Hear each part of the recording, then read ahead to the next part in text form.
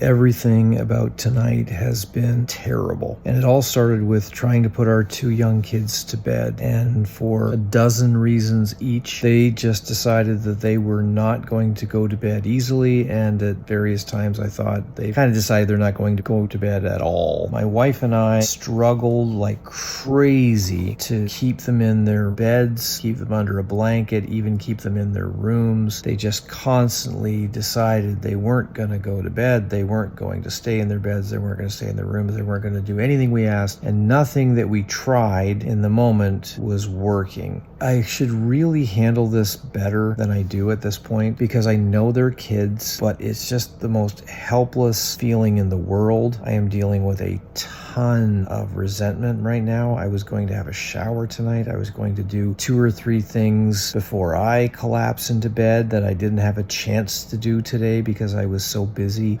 My wife is still in our daughter's room right now. I think she's asleep in a chair and I want to go to bed and just forget about this, but I feel guilty about leaving her there. When does she get to go to sleep? How is she going to feel if she finally escapes the room and I'm already asleep? What did she want to get done tonight? I have no idea because I didn't have a chance to ask her. And I should just accept this is what comes with the territory, and the kids are inherently selfish because they're kids. You think they would see mommy and daddy struggling like this and that they would care about our feelings and our needs, but any parent will tell you that's ridiculous. They don't, they won't. As much as you want it to be true, it's not the way it works. And you have to accept that despite your best efforts, you're going to have nights like this and you're not going to get to do what you'd planned for yourself, and your needs become secondary at best. And it's hard, if I'm being honest. Nights like this, after all the years of parenting that I've experienced, it's still really, really hard.